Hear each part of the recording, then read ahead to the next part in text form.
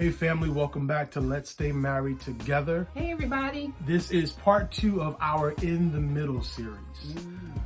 What is in the middle? It's about life, love, and longevity through the middle passage.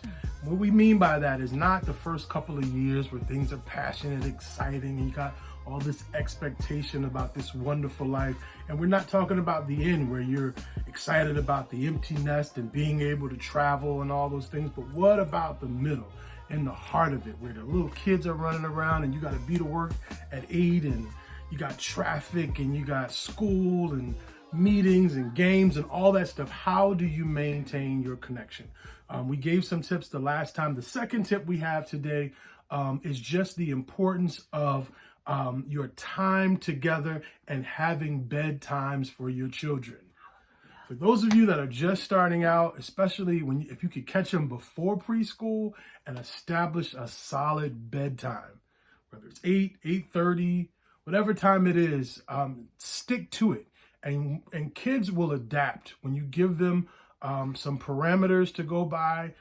Start early because those bedtimes are not just a blessing for the kids in school, academically, their energy, their attitude. It's also a blessing to your marriage. It will give you time to bring it in, cool down, reconnect, and talk to one another. Absolutely. I mean, really, if you think about it, a lot of times your life between the two of you starts when you can get them to bed. So good night. So sometimes, I mean, even for us, when we talk about how you maintain in the middle, when you're looking for that quiet time, that date night might actually be right in your own home. Yeah. It's the part of bathing the kids, feeding the kids, getting them to bed, getting them to sleep, and then have your quiet time. And you listen, don't cheat, be consistent. Yeah, don't cheat. You can do the candles, you can get dressed, you can be sexy at 9:00 in another room while your kids are, and they're small and they're asleep, and have dinner, watch a movie, but create that time for each other. It's important because, I mean, kids, consistency is everything. And one of the things that we did to, and a lot of people don't always agree with it, but we maintained the sanctity of our bedroom. And by that, we mean it was not a hangout for our kids 24/7. You knock before you come in here. This is not your hangout. You have your room, you have your space, and 99.9% of the time, our kids slept in their rooms. They did. Unless they were like really ill or something like that. No, you have your room. And I think they learned in time that, mom and dad's space was sacred for them. That they didn't just barge in. Every now and then, they'd all crash the room on a Saturday morning and we watch cartoons together or whatever. But for the most part, our bedroom was not the hangout. It was off limits to them beyond that. So that was a good thing for them and for us because it created a sanctuary for us. Whether we were talking, spending time together, it just created space. And I think, kids adapt when you give them the parameters to adapt to.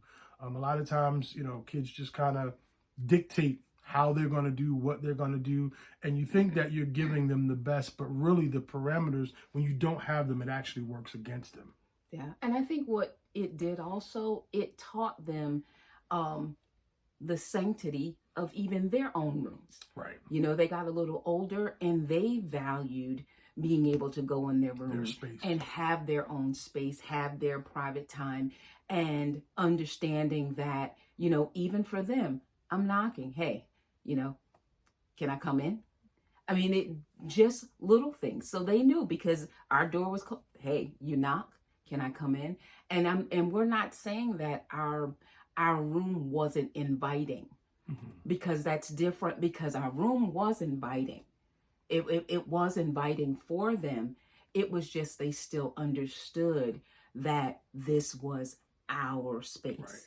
And you're taught and being able to value and respect the space and the boundaries for other people, that's a lesson that you will have to live out for the rest of your life.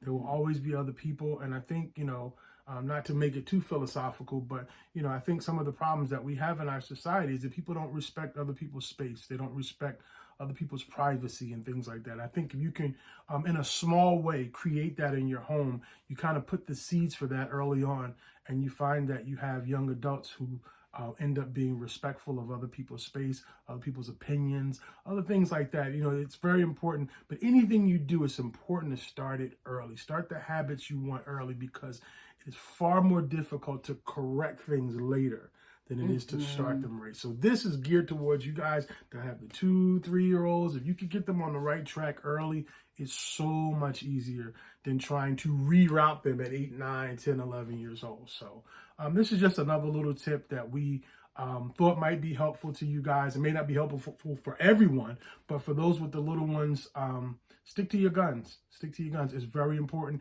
and they'll be better for it. As parents with adult children now, our kids were better for it. The parameters that were put in place made them the people that they are today. But not only that, you're helping them even as they get older and they go into school. I mean, I'm sure that we probably have people watching that are in the education profession, and they will tell you It's nothing worse than children that are tired and you're trying to teach them and they're cranky and whiny or things like that. They need their rest. So, establishing that bedtime and sticking to it means a lot. And it, you'll be glad you did. Definitely. Now I'm trying to establish a bedtime for myself. Right. To do better in the mornings for me. Okay, I digress. Parameters are important. Yes. So hopefully, again, this tip is helpful for you. And these are some little things that we're going to keep them coming to you. And hopefully with these tips, it's going to help you to stay married together. Peace and God bless you. Bye-bye. Hey family, welcome back to Let's Stay Married Together.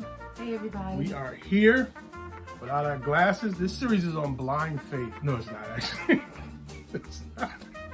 But really, we can't see each other. We can't see you. Just glare. Glare can sometimes. Oh, God. We can see each other. My eyes are not that bad. I can see. Who are you? Get your hands off me. No, I'm just kidding. No, come on. Let's be serious. Let's be serious. Right. Hello out there. Who is this? We can't see you. We can't see each other. We can't see.